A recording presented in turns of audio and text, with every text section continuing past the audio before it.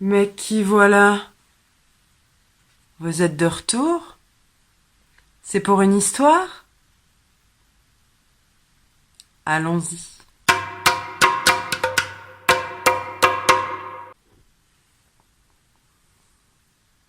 C'était un homme qui vivait dans un petit appartement. Et quand le soir arrivait, il tenait plus en place. Il ne cessait de courir du canapé à la fenêtre et de la fenêtre à son canapé. L'homme attendait que le soleil soit couché, bien couché. Et quand il faisait noir, complètement noir, l'homme sortait de chez lui. Il traversait le passage piéton, longeait le trottoir d'en face sur plusieurs centaines de mètres jusqu'à un jardin public mal éclairé.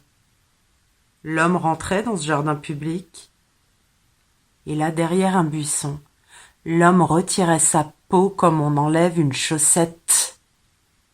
Il ne restait plus que les os de son squelette. Clac, clac, clac, clac, faisaient ses os pendant qu'il marchait. Et l'homme squelette sortait du jardin public à la recherche de passants pour leur courir après et les terrifier. C'était comme ça qu'il s'occupait. Les gens du quartier en pouvaient plus. Ils osaient plus sortir la nuit par peur de rencontrer l'homme squelette. Et les enfants qui en faisaient des cauchemars. Et les invités, quels invités? Plus personne n'osait leur rendre visite par peur de rentrer la nuit. Ils en pouvaient plus de cet homme squelette. Quelques habitants ont fait une réunion. Et il y avait là une vieille qui habitait en face du jardin public. Mais moi, la nuit, je dors pas.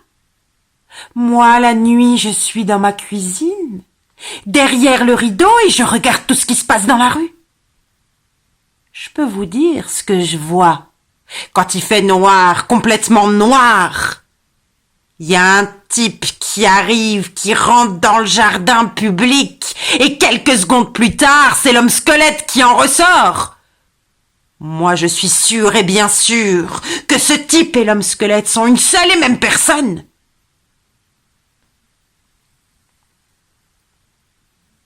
Et la vieille a expliqué à chacun ce qu'il devait faire. Les habitants du quartier ont mandaté 2 gars costauds pour se rendre dans le jardin public en fin de journée. Et les 2 gars ont grimpé dans un arbre. Ils ont attendu qu'il fasse noir, complètement noir. Et là, ils l'ont vu arriver, le type, se rendre derrière un buisson, enlever sa peau comme on retire une chaussette.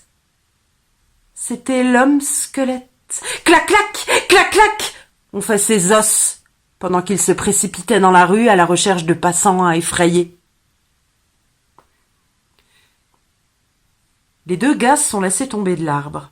Ils sont allés derrière le buisson et ils ont vu par terre la peau de l'homme squelette.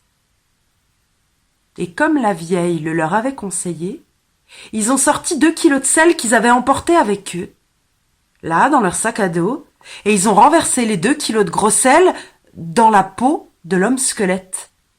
Puis les 2 gars sont repartis. Plus tard, au bout de la nuit, l'homme squelette est revenu. Il a voulu remettre sa peau. Ça l'a gratté. Ça l'a démangé. Impossible de garder cette peau sur lui. Alors sa peau à la main, l'homme squelette s'est rendu jusqu'à la rivière où il l'a frotté et refrotté.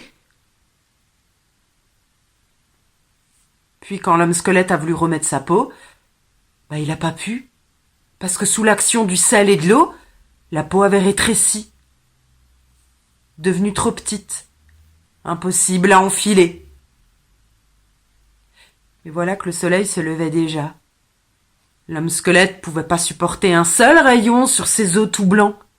Il a laissé tomber là, sa peau devenue trop petite, et il a sauté dans le premier soupirail qu'il a trouvé sur son chemin. Depuis, dans le quartier, plus de raison de craindre de rencontrer l'homme squelette. La nuit, il a perdu sa peau.